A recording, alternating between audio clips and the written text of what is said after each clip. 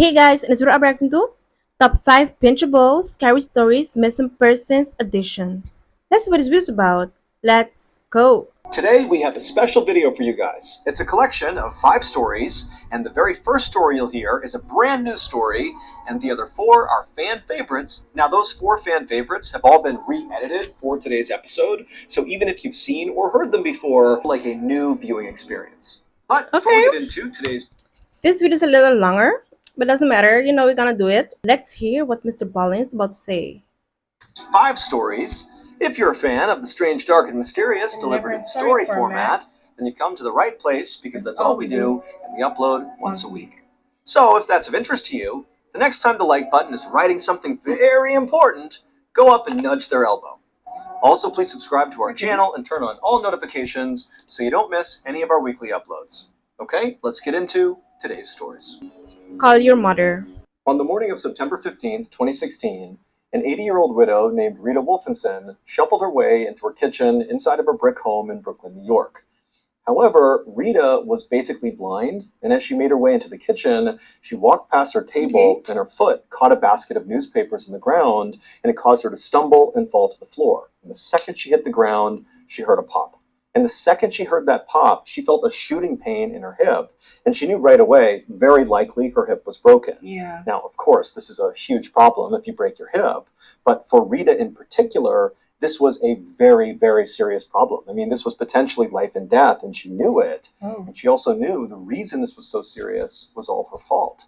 Rita lived completely alone and basically had cut. Hold on, listen. I'm not trying to judge or nothing, but I mean, if you are blind, why would you live alone? You know what I'm saying? Maybe it's not her choice. I don't know yet. Cut off everybody in her life. For like 20 years, Oh. she had not interacted with virtually anybody in her life by choice. And basically, the reason for this all started 20 years earlier with her beloved son, Louis, who lived with her. But for some reason, 20 years ago, so basically right at the time when she cut off her whole family and all her friends, her son Louis just kind of inexplicably packed up and left her house without saying anything, and then she never him again. And so suddenly losing her son for reasons unknown sent Rita into this spiraling depression, and the way she coped with it was basically cutting off the entire world around her, and she just lived in this house, totally isolated, totally alone. And so now here she is. Okay. I mean, I guess it makes sense, but still, it's very dangerous. And how can this son just up and leave? I mean, your mother is blind. I mean, at least let somebody stay with her. Is stuck on the kitchen floor with a broken hip, unable to get up or call for help, and nobody is going to come by to help her. Nobody even knows she's in trouble. She's all alone. But despite basically being blind and knowing she's in this horrible situation, somewhere deep down, Rita finds this inner strength. She knows that if she's going to survive this, she has to save herself. And so she kind of rolled over onto her other side, despite the pain in her hip throbbing the whole time. She got herself onto her elbows, and she began low-crawling her way towards the coffee table in the living room that was right near the kitchen. And she finally got over there. The whole time she's got this horrible pain on her side. She gets to the table, she reaches up, and she grabs her phone, which she basically never used because she didn't talk to anybody or take any phone calls. But she managed to get the receiver off the cradle, and she dialed. But I mean, how do you live like that? Like, how do you go to the grocery store? Like, how do you, or maybe she walks because they do be having the little, thing they walk with. But I feel like it's dangerous. It's very dangerous. 911. And so a few minutes later, the ambulance arrives at Rita's house. They come in, they find Rita, she's still on the ground. They scoop her up, they put her in the ambulance, and they go to the hospital. And when they get there, very quickly, they put Rita through a bunch of scans and tests, and they confirm, what Rita was already expecting, which is, her hip is broken.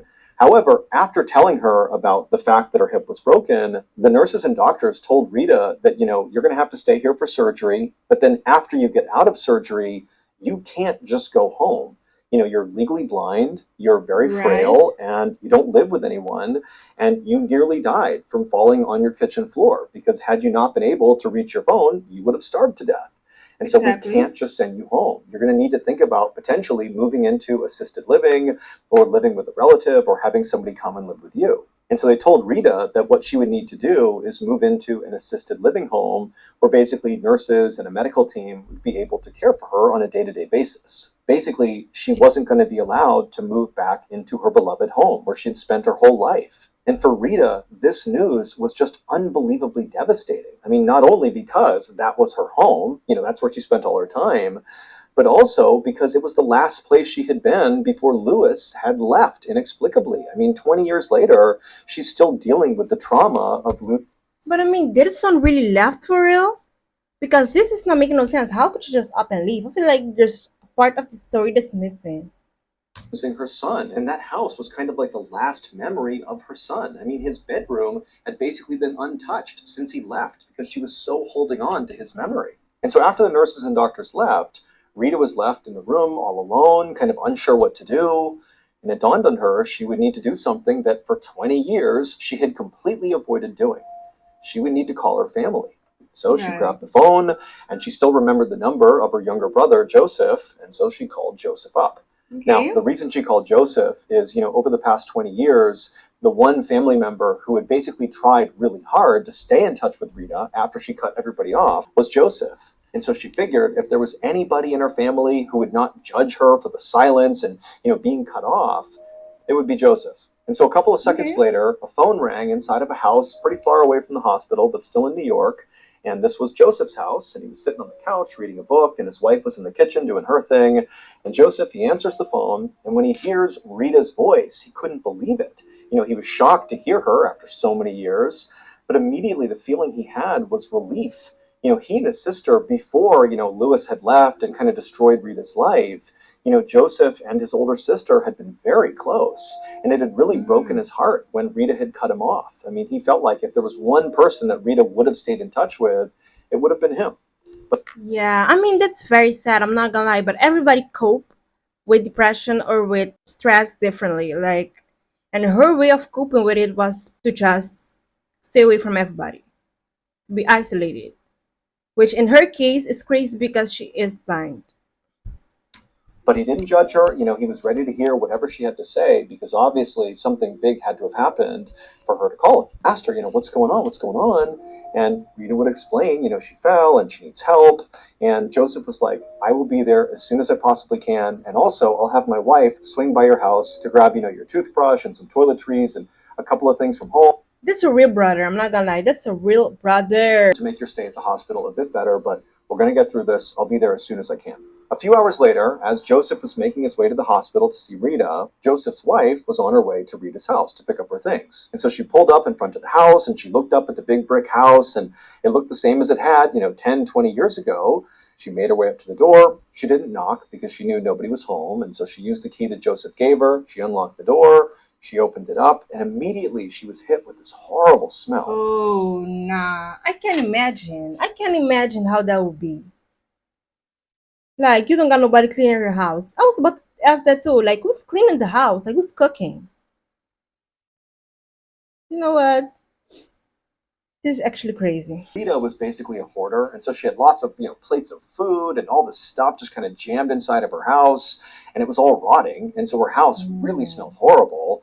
Not to mention, Rita basically never went outside. Remember, she kind of was a hermit for the past 20 years. And so Joseph's wife was kind of bracing for a pretty disgusting living situation, but this was far more repulsive than even she had braced for. Oh. But she knew she had a job to do, get in there and get some things for Rita. And so she kind of began breathing through her mouth only to avoid the smell. And so she stepped into the house, which again, is But I mean, if the brother had the keys, why didn't he just win himself? You know what I'm saying? I mean, your sister is blind, right? I mean, I'm not judging, by the way. I'm just asking questions. My curiosity is kicking in right now. Because if you have the house key, right? Because he was the one that gave the wife the key to go look or to go grab her stuff, the sister stuff. So why didn't you win before? She wasn't grabbing your phone. She wasn't picking up your phone. So maybe something happened to her. I don't know. I'm looking judging right now. I don't want to judge, but I'm just asking questions. Maybe he did try to go. Now I'm gonna give him the benefit of the doubt. Maybe he did try to go. You know what? Let me just watch this because at this point I'm just creating. At this point I'm just trying to come up with solutions. in my head. Piled high on either side of the hallway with newspapers and just kind of junk. And so she began walking through the house, and she eventually turned toward a flight of stairs. She went up to the second floor, and the second floor is the same as the first floor. There's plates of food and junk and all this stuff. And she didn't know which bedroom was Rita's. So she just went to the first door that she saw, and she opened it up, kind of hoping that maybe this would be Rita's bedroom. But the second she opened up that door, Do not tell me the sun is in there. Because something felt weird. Something felt very weird because when she said the sun just up and leave, and I'm like, why would the sun just leave like that? It don't make sense. At least tell your mother something. At least give her a little bit of closure. And how come you didn't went back? That's sus. not only was she hit with more horrible smells, Oh no, but she ma'am. saw something in this room that she was not braced for, something that terrified her to the Oh point where no. she shut the door, turned around, and sprinted out of the house, practically screaming. And then, as soon as No. she was outside, she dialed 911. It No. would turn out Rita's understanding of what actually transpired 20 years earlier with Lewis inexplicably leaving, the event that basically caused Rita to shut her whole family off, her understanding of that was totally wrong. Rita had always believed that her son had just kind of stopped loving her or didn't like her anymore or something, like there was some sort of falling out, and that's why he just kind of packed up his stuff and left without even saying goodbye. But that would be weird, right? Because why would you think your son would just up and leave? On top of that, don't you have his phone number? Like, weren't you ringing his phone? Was his phone on silent? Because if he, what I'm understanding right now is what I've been suspecting is that the son is in the house, in his room, unalive. So where is his phone? Like, is his phone on silent? Is it on do not disturb? I don't know. Because if it's not, then you're supposed to hear a ring, right? And don't you ever sit down and think maybe my son didn't leave? Maybe he's hiding in the house. Like, you know what? By the way, I'm not judging. By the way, I'm just asking questions because my curiosity is kicking in. That's it. I mean, she is blind, so I understand it also. But my mind is going 100 miles an hour right now. Like, I have a lot of questions. But that wasn't true. Lewis loved his mother. He didn't just randomly abandon her. But 20 years earlier, when Lewis was 29 years old, while he was still living with Rita in her house, he died somewhat unexpectedly from natural causes. It's believed he had Oh, some sort of terminal illness that he may or may not have known about, and it's oh. unclear if he even communicated that he was sick or that he had this illness to his mom. And so 20 years earlier, he went into his bedroom one night and he passed away in his bed. And his mother, Rita, instead of going into his bedroom and checking on him, just didn't go into his bedroom and instead convinced herself that her son must have abandoned her because he didn't love her anymore, and it sent her into this spiraling depression, and she. You know what? We listen and we don't judge. Because right now I have questions. I've been having questions. But I am trying to keep in the back of my head that she is blind. Yeah, she was blind. So I guess I can understand. But this is actually crazy.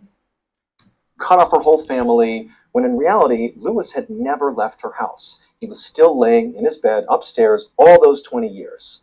And so when Joseph's wife went into Rita's house and went into that No. first bedroom she saw on the second floor, what she saw was Lewis's skeleton, still wearing a shirt and pants, laying in his bed, obviously deceased. And that's why she went running out of the house and called 911. And so, in a very Wow. bizarre and morbid way, it was this discovery by Joseph's wife that would ultimately bring Rita back together again with her family. That's crazy. I still have lots of questions, but I would just swallow them at this point. Stairway to Heaven. Okay. On February 27, 2015, 18-year-old Dalen Pua was visiting his grandmother on the Hawaiian island of Oahu. Dalen, who was a Hawaiian native himself, didn't spend much time in Oahu with his grandmother, and since he was here, he figured he would do the one thing he had always wanted to do, which was to climb the island's very famous and very illegal haiku stairs, or better known as the. Okay, I'm not trying to judge again, but I feel like I already know where this is going. With the minute MrBallen say illegal, I was like, yeah, yeah. Stairway to Heaven. These stairs were a very Mm-mm. narrow, rusty, not well maintained 4,000 step staircase that leads. For what? Oh, you got me messed up. You couldn't pay me enough to walk on these rusty freaking stairs? 4,000? For what? Oh, nah, you is tripping. There's no amount of money you could pay me. Te lo juro. I promise you. Weaved its way up the side of this Hawaiian mountain. It was built during World War II by the United States Navy because they wanted access to the top of this mountain where they had a secret radio station. After the war Okay. was over, instead of demolishing, they allowed people to walk up and check out the view. But it was so dangerous and it was not well maintained that they eventually closed it to the public starting in 1987 and literally put a fence up and even put guards out to keep people from going in. But Dalen really wanted to do this. So that morning he tells his grandmother that he's thinking about hopping the fence and making the hike. And his grandmother's like, that's a horrible idea. Not only is it Right. dangerous, but they're going to fine you thousands of dollars if they catch you doing that. Dalen backed down from what he said and he said, okay, I won't go. And he kind of played it off like, I'm not going to go on this hike. But sure enough, right after breakfast, he slipped out of the house, hopped in a bus, and he made his way over to the base of these stairs. Even though it was totally illegal and he was incriminating himself, he was so excited about going on this hike that he documented the whole trip by posting pictures of it to his social media. And so the Oh. first picture begins with him at the base of the stairs where he Oh, posts a no, picture as he's about. ma'am. That don't look right. This does not look right. I don't see this and be like, let me climb up. I see this and be like, absolutely not. But hey, we all built different. We made different. So I try not to judge again. About to start this hike, and then all morning he's taking pictures along the way up these 4,000 stairs. But then around 11 a.m. that morning, the posting stops abruptly, and he hasn't reached the summit. And you figure if you're going to do this hike and you're already posting pictures of just the way up, certainly when you get to the summit, you're going to take a whole bunch of pictures and post all of those because that's the prize at the end of this hike. But for whatever reason, the posting stopped at 11, and he clearly hadn't reached the summit yet. And by that night, when he didn't come home, the family was really concerned and they told police. Police launched this huge search for him. They're looking all over the stairs. They got helicopters out. The Navy gets involved. There's no sign of him. He's just vanished. When they couldn't find him after several days, they had to call the search off. And the assumption was, well, you're doing something dangerous. There's a reason this is off limits. He probably slipped at some point and fell down the mountain. That's why this is off limits. Not safe. But when people reviewed some of his last photos that he had posted to social media, they noticed something in this picture. This shot looks like he's just taking a picture of the dense forest around the stairs. But if you look more closely, it looks like a person. I see a head and legs. there's a man very clearly crouched down a little ways down the trail that appears to be hiding. And many people believe that that guy was following Dalen and at some point attacked him. That Dalen didn't fall off the mountain. He was abducted or killed. To this day, Dalen has never been found, and that mystery man has never been identified. Nah. I'm not gonna lie, this is scary.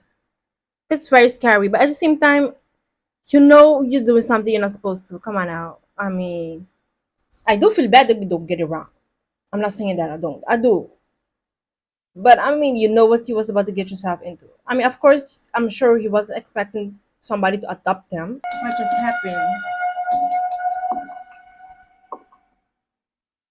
Growing up, Colton Louder was a joy to be around. He was always goofing off and making people smile, and he had a really infectious laugh. But secretly, he was depressed and began self-medicating at a very young age. By the time he was 18, he was a full-fledged drug addict, and by the time he was 25, he was in jail on a life sentence for murdering his uncle over a drug-related dispute. Oh, that went from 0 to 100 real quick. Hold on now. Hold on now. My mind need to process this. That's wild. And it's sad, honestly, it's very sad.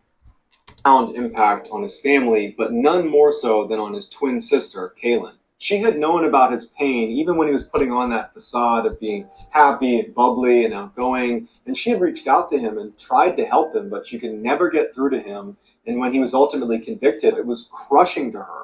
She felt like she couldn't help someone who was really vulnerable. But instead of just feeling bad about this, she took her sadness about her brother and watching him spiral and turned that into a laser focus on helping other vulnerable people that were struggling with addiction and depression to try to help them before they end up like her brother. Yeah, And that's eventually good. she would get her degree in social work from Utah State. But despite Kaylin's best intentions to want to help as many people as she could, she found it very difficult to find work in her field, and it wasn't uncommon for her to have fairly long stretches of unemployment. And it was during one of those long stretches in 2014 that Kaylin's life rapidly fell apart, and it left everybody who knew her thinking, what just happened? On September 26, 2014, a little after 9 p.m., Kaylin calls 911. She reported that there was this huge, brutal fight taking place in her condo's clubhouse. Basically, it was like a restaurant where you could rent it out in the first floor of this condo complex. And she said it was getting out of hand and police needed to come over here and stop it before someone got hurt. The police asked her if weapons Okay. were involved. Were people using weapons in this fight? And Kaylin says yes, guns. But when police rush to the scene, bracing for the worst, they discover that it's just a docile wedding reception happening inside of this clubhouse, and not one person in there reported any altercation happening. They were like, we're being pretty quiet. I don't know where she would have got that from. One guest would tell police that I have my theory, but we listen and we don't judge, right? Okay, so I'm gonna keep hearing what Mr. Ballen got to say. Because I might be wrong. they had lit off a single firecracker, but they showed them what they had used, and they were these little tiny cheap things that made almost no noise. So it is possible that Kalen could have mistaken that for a gunshot, but it does Right. seem highly unlikely. Police leave, and then 1 hour later, Kalen calls 911 again, but she immediately hangs up as soon as an operator has actually answered the phone. And the Hmm. operator calls the number back, and Kalen picks the phone up, but she's not really speaking. She's mumbling, she sounds confused, and the operator said, hey, you tried to call 911 a minute ago. Is everything okay? Can you tell me where you are?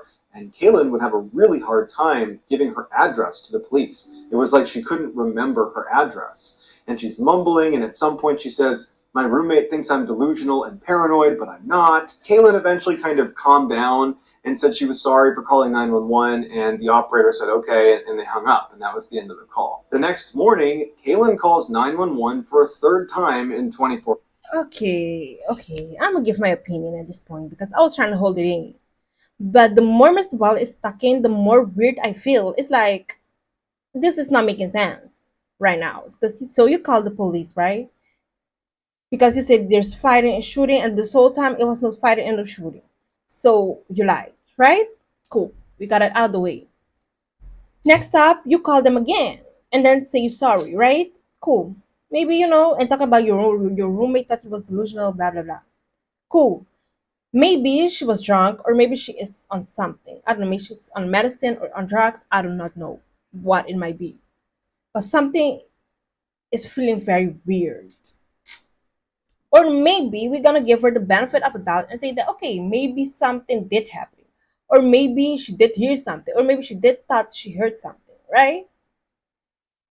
Because why would you take the time out of your day, right? Everybody enjoying their day. You sit there and you be like, let me call the police and lie to them. If you do that for fun, it sounds like it's either you're pranking the police or there's some mental health issue going on there that you need to figure it out, that you need to, get some help for. Because the meth ain't freaking mething. That's all I'm gonna say.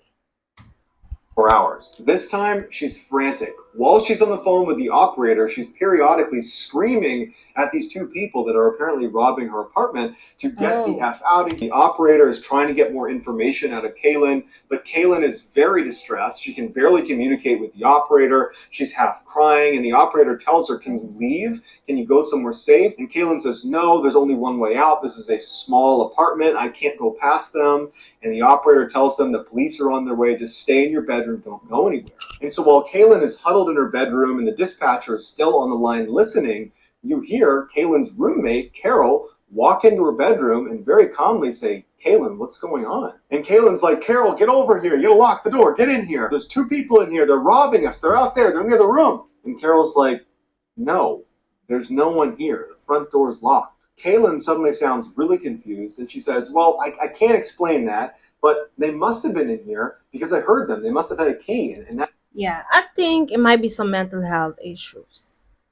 It's either some mental health issues or she is on something. that's how they got in, and that's how they got out. And right at that moment, the responding officers show up, and there was no sign of a break in, Nothing had been taken. It really looked like nothing had happened unless someone really did have a key. At this point, Kaylin was very embarrassed. She apologized to the officers. She apologized to her roommate, and she ended up calling her mom and saying, I'm mortified. I can't believe I just called 911 three different times and nothing came of any of these calls. Like, I feel so embarrassed about it. And her mom, being a good mom, told her, don't worry about it. No one got hurt in the process, so it's all good. And so Kaylin moves past it, and on the call with her mom, she starts talking about what she's going to do that day. She says, well, I'm looking to update my resume and submit it to a couple different job openings, and I also want to clean up my apartment. And so they hang up the phone, and everything seems normal again. But at about 5:45 p.m. that night, Kaylin, along with her beloved little dog named Phyllis, that apparently she took everywhere with her, were seen exiting the condo and walking out to the parking lot behind their building. Kaylin was barefoot, was only wearing a tank top and shorts, despite the fact that it was cold and I don't want to judge, but barefoot outside, you know what? To each its freaking own. To each its own. and as soon as she puts her dog down because she was holding her dog in her arm, Kaylin begins having this totally animated discussion, except there's no one there for her to be talking to. About 15 minutes later, she and her dog turn around and walk back towards the condo complex out of view of a camera, but residents would say they saw her crying and going up to a gate that lets you back into the condo, and she apparently couldn't open it. And as she's standing there struggling, she suddenly stops, puts her dog down, turns, and starts running away.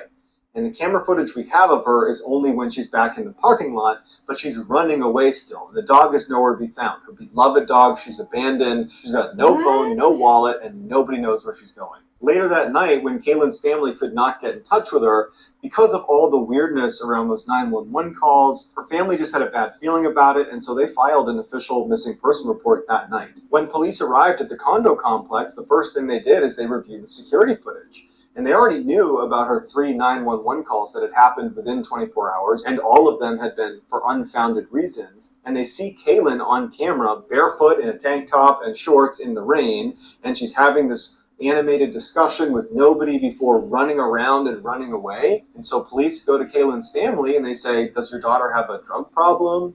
Is she mentally ill? And her family tells the police, no, she's got no history of mental illness. She definitely does not have a drug addiction because of what happened to her brother. And they explain what happened with Colton and how that had a tremendous impact on her and how that had actually sent her on a course to help people with mental illness or people who were fighting against addiction or depression.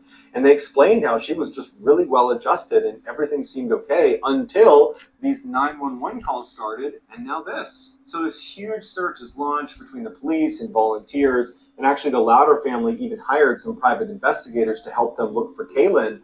But days turned into weeks, and there was no leads. No one knew where she was. She just vanished. It's unfortunate because the family says she didn't have no mental illness, and on top of it, she's not on drugs. So, what could it be? I'll be honest. If I need to give my opinion, I think she was like a mental thing going on there. Because if the family says she's not on drugs, it has to be something mental because her behavior is not normal at all. Then on December 1st, 10 weeks after she went missing, city workers were inspecting drainage pipes down near the Jordan River, which was a river that went by her apartment, and they discovered behind some plants a body that was half submerged, and it would turn out to be Kaylin's. They pull her out of the water, and no cause of death could be accurately determined because of how long she had been in the water for. It looked like she had been in there for probably all of the 10 weeks she had been missing. They were able to determine that there were no drugs in her system and there was no water in her lungs, which meant she didn't drown. Her body was found 5 miles from where her apartment was, and so initial speculation was she must have gotten hurt and fallen into this river and drifted the 5 miles downstream to where she was found. But they looked at that section of the river between her apartment and where she was found, and the water was simply too shallow and windy, and it would not have been possible for a human body to travel that distance. Which means almost immediately after she ran off screen on the security footage, she covered those 5 miles, wound up at that section of the Jordan River, died, and then fell in the water, or fell in the water and then died, but not via drowning. The police officially ruled Kaylin's death an accident, but her family disagreed. Hold on. What? I'm confused, I'm lost, I'm all of the above. Because, pardon?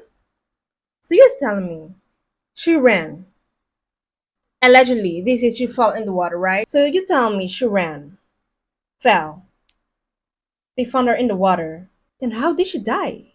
I mean, I know they say it's hard for them to detect or whatever, but this is a mystery. Like this is very mystery. Like I don't really know what is going on here. And if they say they didn't find no drugs in her system, again, I'm gonna stick to my first opinion, which is I personally think she's mentally ill because nothing that I saw was normal behavior. And yeah, that's the only thing that will make sense. I'm not gonna lie, this is actually sad. This is sad. And I'm sure for the parents, it's very sad. It's very devastating because the brother already been sent to life in prison, and now the sister passed away. So it's hard. It must sucks.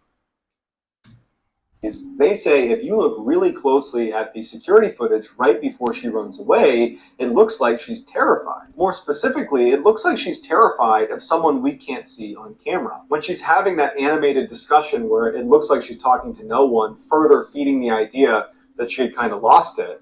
Well, Right? there's this huge rock to the right in the video that kind of obscures our view, and behind that is this huge forest. And it is theoretically possible that someone could be back there that we can't see. But I mean, yeah, sure. I guess you can say that they somebody might be there, but at the same time, if we look at the history, she called police a few times for no reason. The roommate says she's delusional, so there's a pattern there. You feel what I'm saying? That's why I'm stick. Like I said before, I'm gonna say once more. I'm stick with my opinion, with my first thought that she's just mentally ill. That's the only thing that will make sense because even if somebody was standing behind that rock, why would you go inside, put the dog down, and then come back? If somebody is really there, somebody really got you tight, or you're so scared, why would you not go fully inside? Sorry, if somebody is trying to be weird or something, listen, I'm gonna go inside, and I'm not coming back outside.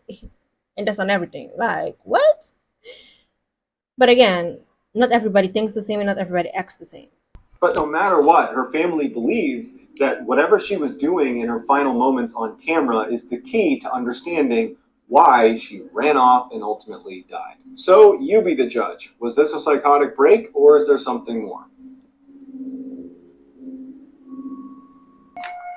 2 weeks later, okay. Mid-August 2013, Mike and Karen Laspisa helped their beloved only child, 19-year-old Bryce Laspisa, get all of his things packed up and into the family car. Bryce had just spent the summer with his parents in their home in Laguna Niguel, California, which is one of the nicest places to live in the entire country. But now that the summer was coming to an end, it was time for Bryce to head back to Sierra College in Rocklin, California, where he was set to start his sophomore year. Once all of his things were packed inside the trunk of the car, all three of them hopped inside and then made the 7-hour drive north to his campus. I'm not gonna lie, that sounds crucial. 7 hours drive, ma'am. At that point, I will get a plane ticket. 7 hours. I mean, if you're a passenger, then it probably wouldn't feel that bad, but I'm not driving for 7 hours. I'm sorry. Only way I can say I could drive for 7 hours is if there's somebody with me and we can switch. You feel what I'm saying? That's the only way. Otherwise, I'm good. Parents had moved him into his apartment. They gave him a hug and a kiss and wished him luck, and then they left. On their ride back home, Mike and Karen talked about how well their son seemed to be doing. He loved his school, he loved the program he was in graphic design, he was a very gifted artist. He had lots of friends, he had a wonderful girlfriend. It just seemed like he was living his best life and he was on the path to success. So nothing could prepare them for what their son did 2 weeks later. Just a couple of days after getting dropped off at school, Bryce's very close friend and roommate, Sean, and Bryce's girlfriend, Kim, noticed Bryce was acting erratically. Specifically, he was drinking a ton of hard alcohol. Now, Bryce was no saint. He liked to drink and party like many other kids his age did, but the amount of alcohol he was consuming was concerning.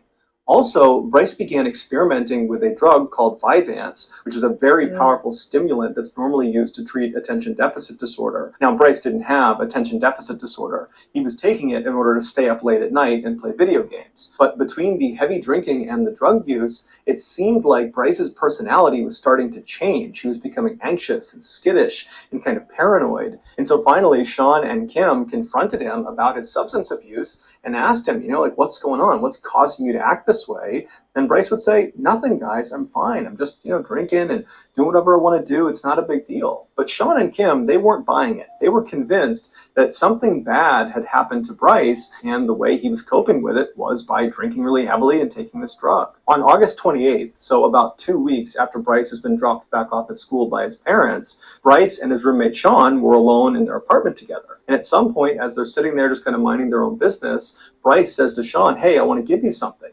And he takes his diamond earrings out and he gives them to Sean. And Sean's looking at these earrings and he's like, didn't your mom give these to you? Aren't these important to you? These are expensive. And Bryce just says, no, I want you to have them. And so Sean is looking at these earrings, looking back at Okay, Bryce, that's weird. wondering what's going on here. And then before he can even refuse the gift, Bryce is grabbing his Xbox and putting it on the table and telling Sean, I want you to have this too. Yeah, something's fishy.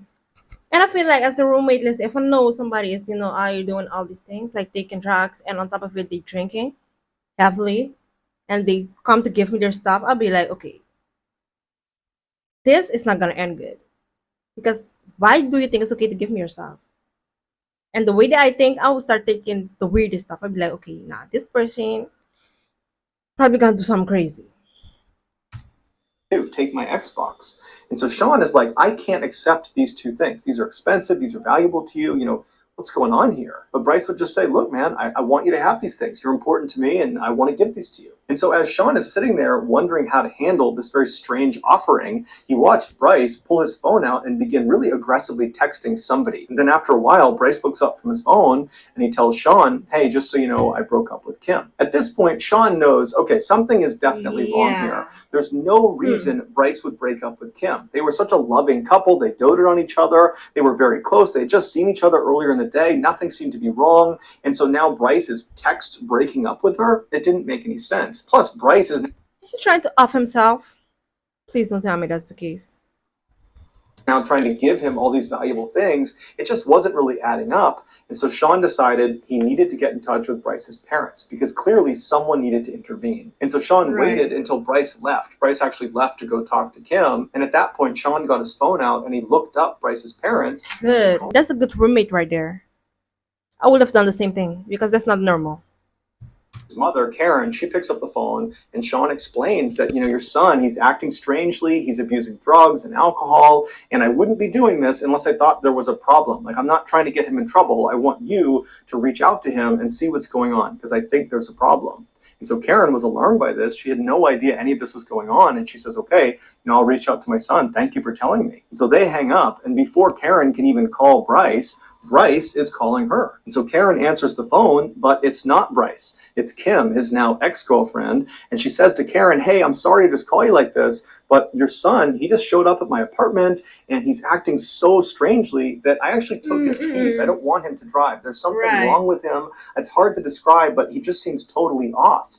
And so now Karen's really concerned because just seconds ago, Sean has told her basically the same thing. And so Karen asks Kim, would you please put my son on the phone? Bryce picks up the phone and he says, hey, Mom, and he sounds totally normal. And she asks him, what's going on? I keep hearing that you're acting strangely and, what are you doing over at Kim's apartment? What's going on here? And Bryce would tell his mom that, look, Mom, I just broke up with Kim. It's a very messy breakup. That's why she's calling you. She's upset. And, that's why I'm over here. We're talking about it. And look, at this point, I just really want to go home. I want to go back to my apartment. But she has my keys. Can you please tell her to give me my car keys back so I can leave? But Karen wasn't really buying it. She knew her son really well. And it just seemed totally strange that two of his very close friends in his inner circle would say the same thing, independent of one another. And so she says, you know what, Bryce, look, I want you to just stay there and I'm going to fly out there first thing tomorrow morning, see what's going on out there. And at this, Bryce immediately says, no, Mom, I have a lot to talk to you about. And until I talk to you about it, I don't want you coming out here. And so Karen's like, what do you mean you have a lot to talk to me about? What is it that you have to talk to me about? I don't really understand. But Bryce refused to elaborate over the phone, which Karen thought was very odd because Bryce was remarkably forthcoming with his parents. They had a very open relationship. They were very honest with each other. So for him to not even give a hint at whatever it was that was on his mind that in some way had to do with what was going on here, it just seemed very odd and unnecessarily cryptic. And so Karen gave up trying to get more information out of her son, and instead she put her husband on the phone. And he asked Bryce, hey, what's going on here? Are you okay? Your mom tells me there's some problem. Like, what's going on here? And Bryce again just reiterates, look, Dad, I just broke up with my girlfriend. That's all that's going on here. There's no need to be concerned. I just need one of you to tell Kim to give me my keys back so I can go back to my apartment. That's all I need right now. And so Mike felt convinced that his son was totally fine, even though it did seem No, Mike, your son is not fine. Like, nothing that I'm hearing right now sounds fine to me. Mm-mm. odd that two of his friends had said he was acting erratically, but from Mike's perspective, Bryce seemed just fine. And so he said as much to Karen and thought, let's just get Kim to give him his keys back and he can go back to his apartment and we can talk to him later about whatever it is that's going on. And so reluctantly, Karen gets back on the phone and she asks to speak with Kim. And she says, hey, Kim, would you mind giving our son his keys back? He'd like to leave. And so Kim says, okay, I'll give him his keys. And then they hung up. And then Kim got the keys out. She gave them to Bryce and Bryce left. At about 11:30 p.m. that night, Bryce was in his car. He was getting ready to leave when his mom called him back and said, okay, look, I want you to go home, but as soon as you get there, just give me a call so I know you're safe. No, Bryce, I would have been like, listen, I'm gonna stay with you on this call until you get home. And I don't want to hear nothing else. Like, you better not turn off your phone. You better not close your phone because I want to make sure you're home. Period. I said, no problem, I'll give you a call. About an hour and a half later at 1 a.m., Bryce called his mom back to let her know that he was home safe at his apartment, and Karen and Mike are totally relieved, and they tell their son, okay, we'll talk to you tomorrow morning. 10 hours later, at 11 a.m. on August 29th, Karen received an automated phone call from her car insurance company letting her know that roadside assistance had been used on their 2003 Toyota Highlander car. That was Bryce's car. And so Karen's totally confused because the last she spoke to her son, he was at his apartment. He was home safe. He did not have any car problems. And so she's thinking, did he get up early this morning and get into an accident and call roadside assistance? Or maybe last night he got into car problems and just didn't tell her about it, but they were minor. And so she calls Bryce, but Bryce doesn't pick up. And so she dials his roommate, Sean. Sean does answer the phone, and she says, hey, would you mind putting Bryce on the line? But Sean says, Bryce isn't here, and he didn't come home last night. Considering the general weirdness around their son's recent behavior, this really shocked Karen and Mike. At first, they thought, we need to call the police because something horrible has happened. But then they thought, well, wait a minute, let's go into his bank statements because he has a credit card that we gave him, and let's see if there's any recent purchases that will allow us to track where he is. And so they pull up his bank statements, and his most recent charge was only a few hours earlier, and it was at a car repair shop in Buttonwillow, California, which is the small desert town right off of the I-5 highway, located about halfway between his school campus and their hometown in Laguna Niguel. And so Karen and Mike assume their son last night must not have gone to his apartment, but instead just kept on driving south in an attempt to drive all the way back home to his hometown of Laguna Niguel. I mean, after all, he did tell his mom he had a lot to talk about, and he didn't want to talk about it on the phone, and so they assumed he must be driving here to talk about whatever it was in person. And perhaps he ran into some car problems in Buttonwillow, California. That's why he pulled over. That's why there's this charge at this auto repair shop. And so Karen calls the auto repair shop in Buttonwillow, and a man who works there named Christian answered the phone. And so Karen asked him, have you seen my son? He's got red hair. He's got a tattoo on his arm. He's driving a 2003 Toyota Highlander. And Christian says, oh, yeah, we saw him a couple of hours ago. We responded to his roadside assistance call. He ran out of gas on the I-5 highway. He pulled into a rest stop, and we drove to that rest stop, and we gave him gas. Christian, did my son indicate where he was going next? And Christian said, no, he didn't. We just gave him the gas and then we left. But if you'd like, I'd be more than happy to just drive over to the rest stop. It's only about 15 minutes away and see if he's still there. It's unlikely because it's been a couple of hours, but maybe. And Karen and Mike are like, oh my gosh, thank you so much. Would you do that? That would be great. And so Christian hops in his car and he drives the 15 minutes over to this rest stop. And he's not really expecting to see Bryce in this parking lot. It had been almost 3 hours. But he pulls into the lot. And there is the 2003 Toyota Highlander with Bryce sitting inside of it. He's just sitting behind the wheel, staring out into nothingness. And so Christian walks up to the driver's side and he looks down to get Bryce's attention. And Bryce kind of snaps out of it and looks up, and he's surprised to see Christian again. He rolls the window down, and Christian says to him, hey, I just talked to your parents. They're really concerned about you. You got to talk to them. And so Christian actually pulls out his phone and he calls Karen and says, hey, he is still here. Here he is. And he hands the phone to Bryce. And as soon as Bryce puts the phone to his ear and he says hello, Karen's like, what are you doing? What are you doing just sitting in this rest stop in the middle of Buttonwillow, California? We're so worried about you. And Bryce didn't really have an answer. He just kept telling his mom, oh, I'm not doing anything. I'm just I'm just sitting here. And so finally, his mom stops trying to get information from him and just says, look, please just fill your car up with gas and come straight home, please. And Bryce says, okay, yeah, that's what I'll do. I'll do that right now. And so Bryce hands the phone back to Christian. Christian pulls it up to his ear and he says, hey, Karen, it looks like he's leaving now, so I'm going to take off. Karen thanks him and they hang up. Christian goes back into his car. He leaves the lot, and as he's driving, he looks over at Bryce, and it didn't really look like Bryce was getting ready to leave. It looked like he had just gone back to sitting and blankly staring out of his car. But Christian This is figured, you know what? bizarre. This is very weird. This is not normal behavior at all. He just talked to his mom. He said he was going to go home. I'm sure that's what he's going to do. The drive from Buttonwillow, California, south to Laguna Niguel, California, where Bryce's parents were, was about a 3-hour trip. And so the Los Pisos were expecting their son to arrive around 3 p.m. By 3:30 p.m., when he still hadn't shown up and he still hadn't called, Karen began calling her son, but he wasn't answering the phone. And as much as Karen and Mike wanted to believe their son had just gotten stuck in traffic or something like that, they knew deep down something was wrong. Something was off about his behavior. They just didn't understand what it was. For the next several hours, they continuously tried calling their son and never answered the phone. And so finally, by 6 p.m. that night, when he still hadn't shown up and they still couldn't get in touch with him, they called the police and they filed an official missing person report. The police began their search by contacting Bryce's cell phone provider, AT&T, and they asked them to use their cell phone towers to ping Bryce's cell phone, basically triangulate where his phone is located. And once they did that and they had the actual location of his phone, the police and Bryce's parents were shocked at where it was. It was still in Buttonwillow, California. It was located just a couple of miles down the road from that rest stop where Christian had last seen Bryce. It was now in this parking lot of this hotel. And so the police around Buttonwillow were alerted to the fact that Bryce was a missing person and his phone was apparently in this parking lot. And so police were sent over there to see if Bryce was there too. And so the police arrive in this. I'm not gonna lie, this story is very bizarre. It's very weird. It's very confusing. It's just all over the place, honestly. Parking lot, and sure enough, right in the middle is the 2003 Toyota Highlander with Bryce sitting behind the wheel, just sitting there staring out the front. And so an officer walks up and he knocks on the glass and Bryce rolls the window down, and the officer would say Bryce acted totally normally. He was friendly, he was lucid, he answered all their questions. When he got out of the car and they conducted field sobriety tests, he passed all of them. He even said, hey, if you want to search my car, go for it. I'm not doing anything out here. So the officers did search his car and there were no I mean, if you're not doing anything, why are you there? Like, I'm confused and I'm lost at this point. drugs, no alcohol. There was nothing suspicious in his car.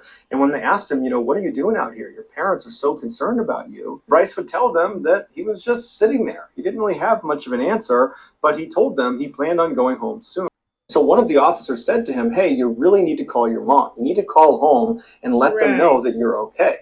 And when they told him to do that, Bryce suddenly became really apprehensive, like he did not call home. And the officer picked up on it. He said, hey, you gotta tell your family what's going on. They're the reason we're out here. They're concerned about you. So get out your phone and dial your mom. And so Bryce reluctantly pulled his phone out. He dialed his mother's number and he hit call. And the officer said, give me the phone. So Bryce hands over the phone. The officer picks it up. Karen answers the phone. And the officer tells her, hey, look, I'm with your son. He's just fine. He's sober. There's no drugs. There's no alcohol. I don't really know what he's doing, but he says he's going to go home pretty soon. But there's nothing wrong about the situation that I can tell. You need to talk to your son and figure out what's going on. And so he hands the phone over to Bryce. Bryce picks it up, and Karen says to him, what's going on? Why are you still in Buttonwillow? It's been like 9 hours. And Bryce really didn't give her an answer to any of her questions. He just kind of deflected all of them and said he'd be home soon and don't worry about it. I'm just sitting here. There's nothing to worry about. You're not just sitting there. Like, what is you doing for real? Because you should have been home at that point. Finally, Karen just stopped trying to pull information out of her son. She could tell that, again, he was not going to tell her what's going on. And so she changed her tactic, and she told her son very gently, Bryce, please just go get a bite to eat, get a cup of coffee, kind of get yourself together here, and then please just drive home. It's only a few hours away.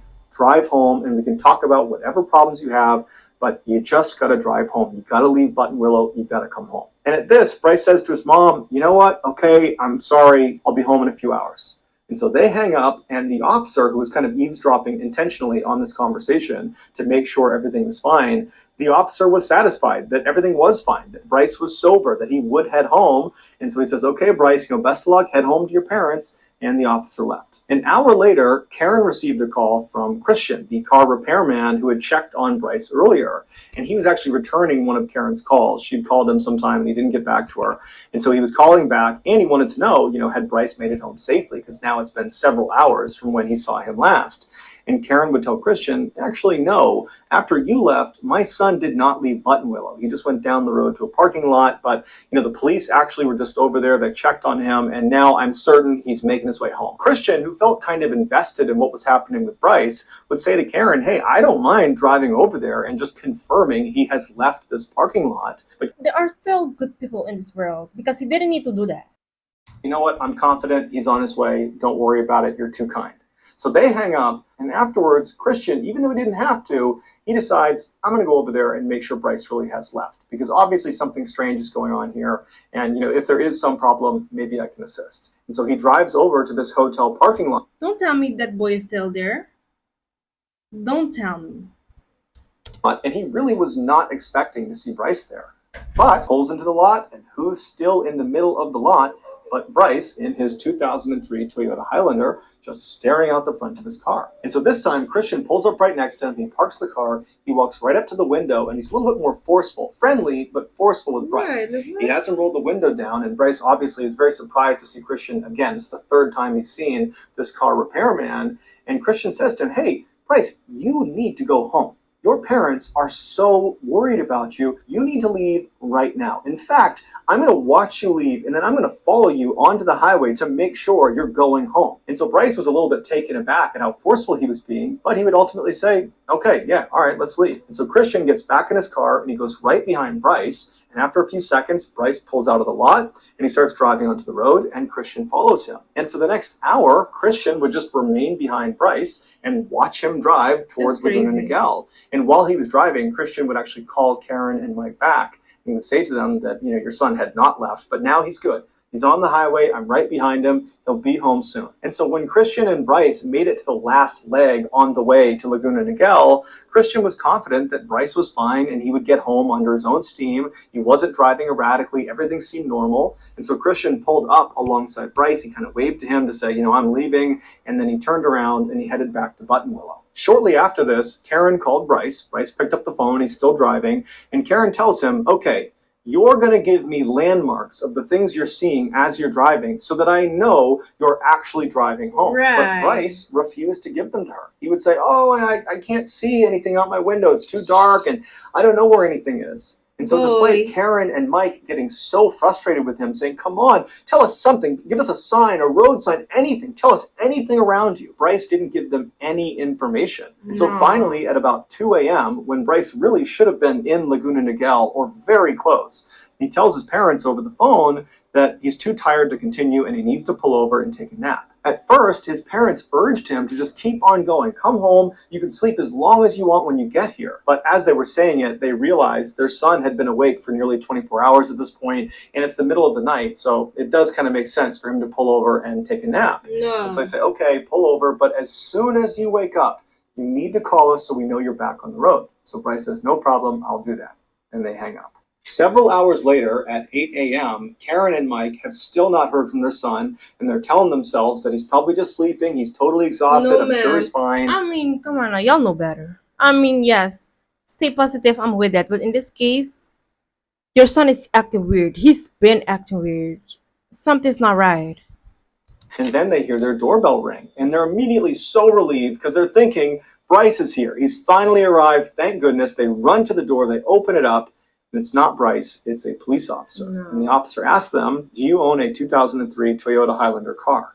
And so Mike and Karen's hearts sank and they say, yes, our son Bryce drives that car. The officer told them that the car had been located a few hours earlier at the bottom of a 25-foot cliff near Castaic Lake. Castaic Lake is about halfway between Buttonwillow and Laguna Niguel. They told the parents that there was no sign of a driver. Bryce was not there. They did find 2 small drops of blood inside the vehicle, but beyond that, there was no indication. Something is weird. Where's this boy? No. Is he trying to fix that or something? Like, that Bryce had sustained life threatening injuries from this crash. They said the back window of the vehicle had been broken from the inside, indicating that Bryce had escaped the wreck by punching out that window. His laptop and phone were still in the vehicle, and his wallet and duffel bag were outside the vehicle on the road and looked like they had been rummaged through before they were left there. After an examination of the damage to the car, the final tire tracks that led down to where it had been found, and traffic cameras in the area, it was concluded that Bryce had actually intentionally driven off this cliff. why am I not surprised? Oh my god. Like, why am I not shocked? And he had actually hit the accelerator right before he went over the edge. After Mike and Karen headed out to the crash scene and had a chance to talk to some of the investigators that had been looking for Bryce, they informed the parents that most likely what they were looking at with this crash was a failed suicide attempt. But Mike and That's Karen, they just crazy. couldn't buy that. It was not like their son. And just Yeah, but that's the thing. A lot of people that are serial killer also, they are the nicest person ever. You would have never thought that they were serial killers, right? You will never thought that they are killing people. So I feel like, yeah, somebody can have a smile on their face. Like, they can look happy. That doesn't mean that they're not depressed. Like, you don't know that. Some people are very good at hiding stuff. So I feel like the parents saying that, oh no, he wasn't suicide. How do y'all know? Maybe y'all do not know your son as good as y'all thought, as you guys thought. Because it happens a lot. A lot of time people be, offend themselves, and other people around and be like, yeah, but this person will never do this, person will never do that. How do you know? That's my question. How do you know? People be hiding stuff for real. Like, you never know what people really feel. It sucks. It's crazy and it's sad. Yes. But how are you so sure? just 2 weeks earlier, when they dropped him off, he was happy. He was excited to be at It school. doesn't He mean was talking about nothing. the future. He was not someone that was suicidal. And so, what situation could he have possibly gotten himself into in just those 2 weeks that was so bad it would lead to something like this? It made investigators and the parents wonder, was Bryce hiding something? What did he mean when he said he had a lot to talk about? Did that have something to do with this thing he was hiding? A huge search was launched in and around the area where the car had been found, with hundreds of people on horseback, on ATV, on foot. There were helicopters in the air. They put divers in the lake. I mean, they looked everywhere for days and days and days. But nothing was found of Bryce. On the ninth day Mm. of the search, they brought a bloodhound out to see if it could pick up Bryce's scent, and sure enough, it did, right at the crash site. And the dog followed the scent all the way down to the lake. It walked around the lake to this bridge. It was actually a dam that went Oh. across the lake. It followed his scent right across the bridge to the other side, and then it kept on following it up this small access road until it reached a truck stop. And then his scent just stopped. And so police and the parents and Oh, that's everyone involved in this weird. investigation was really surprised at this discovery. And so police got another bloodhound, a separate bloodhound. They brought it out to see if it could do the same thing, to prove that this really was his scent trail. And sure enough, the bloodhound picked up his scent. It went down to the lake, it went around to the bridge, went over, went to the truck stop, and then it just stopped. But after the scent trail was discovered, there was no other leads for anyone to follow. And so after 3 weeks of looking everywhere for Bryce, the search was called off. Some say Bryce was suicidal. That's why he drove off the cliff. That was a suicide attempt. And despite the bloodhounds picking up his scent, Bryce was most likely in the lake somewhere. Others disagree and say Bryce is still alive. That after this crash, he gets out of the car and he walks down to the lake, he walks around to that bridge, he goes up to the truck stop, and then he hitches a ride with someone. I mean, that's what I was thinking. I was like, maybe he hit a ride. Maybe his intention is either he was trying to actually unalive himself, or he did all this on purpose, because it don't make sense. Everything leading up to it don't make sense, because you told your parents hours ago you're gonna be home, days before you're gonna be home, and you still wasn't home, so you didn't want to go home. That's one thing.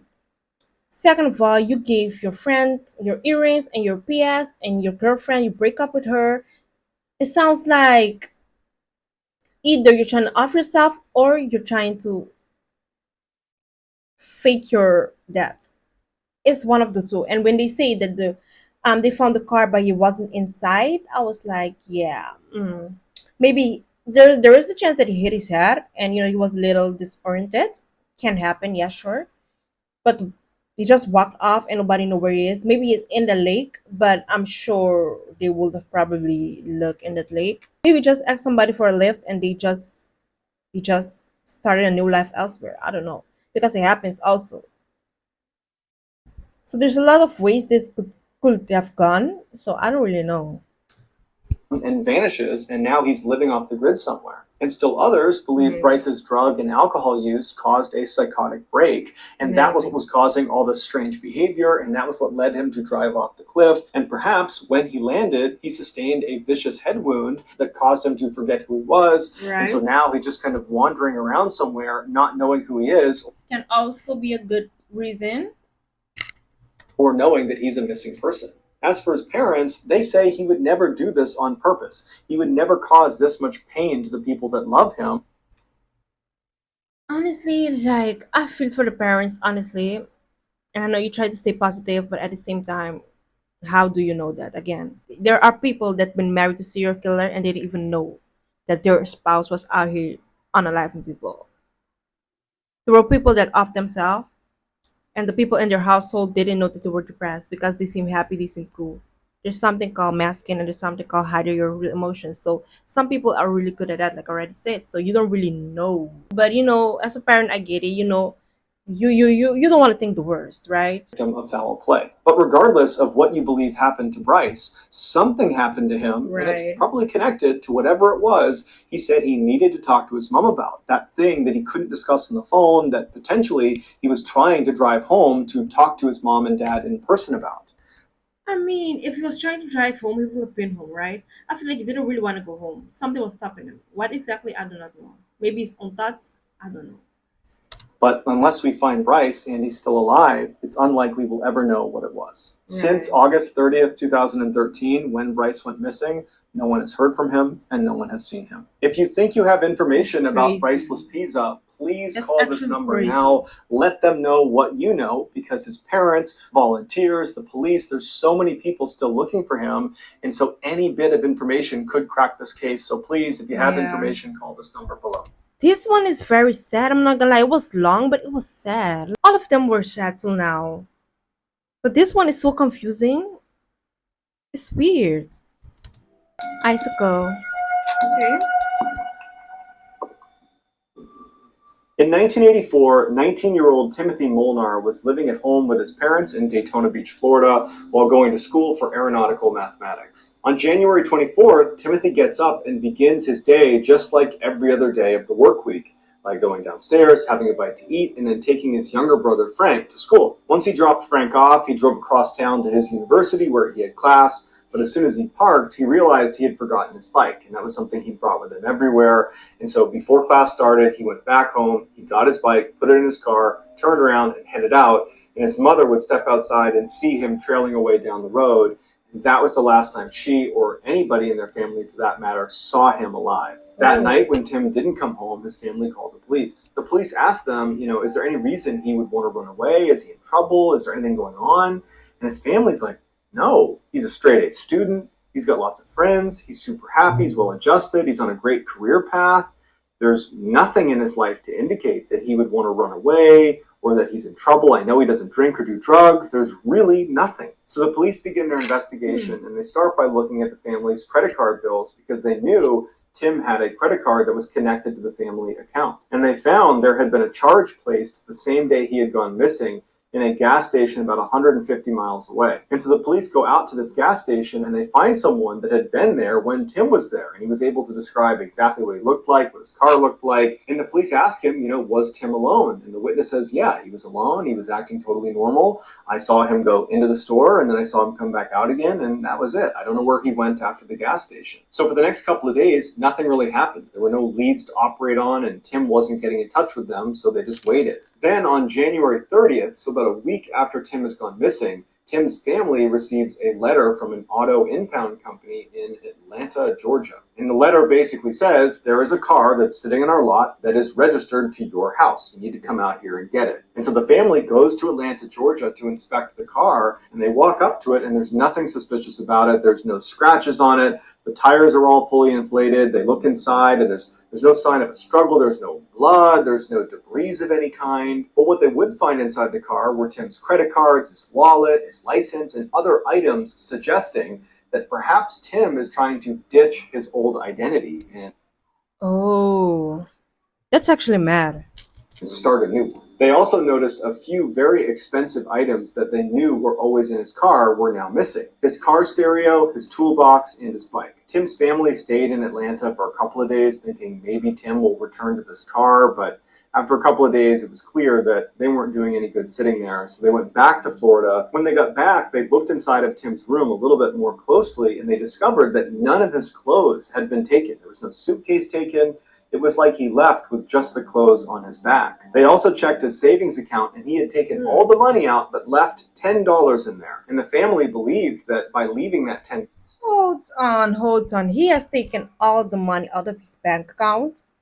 Yeah, still something right. Because why would you do that? That means you're up to something, right? The only thing that would make sense is if he wasn't the one that took out the money. dollars, what he was really saying is, I'm going to come back someday. But he didn't come back, and they never ever heard about him again. It was like he just vanished. A decade after Tim went missing, the TV show Unsolved Mysteries aired a segment about Timothy and his I'm not gonna lie, I used to love Unsolved Mystery. That show was good. disappearance in hopes that the viewers would be able to give them some information about the case. And sure enough, a man named Stephen Cull, who was living in Wisconsin, called into the show and said, without a doubt, I know where Timothy is. He told them the story about how 10 years earlier he was walking around this forested area in Wisconsin when he came to a clearing in the middle of this forest, and he saw this lump in the middle of the ground. He didn't know what it was. It was wintertime, so he couldn't tell if it was wood or an animal. And he walked up to it and he looked down and he realized there was this huge block of ice. And when he brushed the snow off the top, he couldn't believe what he was seeing. Inside of this huge block of ice is the dead body of a young man. Call would immediately call the police, who would show up. They would get the body out of the ice, but there was no identifying information on him. What? He was very badly decomposed at this point, and so they had no way to identify him. And so he was buried and he was unclaimed. But from the second Steve saw that dead body in the ice, that image was seared into his mind. And so when the TV show Unsolved Mysteries put a picture of Tim up on the screen saying, if you've seen this guy, let us know, Steven's like, oh my gosh, I recognize those clothes. That's the guy who was dead in the ice block. And so the police go to Wisconsin, they dig up the body that was inside of the ice, they do a DNA test, and sure enough, it's Tim Molnar. Even though Tim's body was almost completely skeletonized at this point, the coroner said there's no sign of trauma to his body. None. However, they weren't able to determine a cause of death. To this day, we have no idea how or why Tim wound up What's the cause of that then? Because this is so bizarre. 1,200 miles away, frozen inside of a block of ice. Maybe he was frozen to death, or was it dead before he got frozen? Honestly, I do not know. These stories were wild. I can admit that. So yes, guys, this was the video. Don't forget to like, comment, and subscribe, and I'll see you guys in the next one. Bye.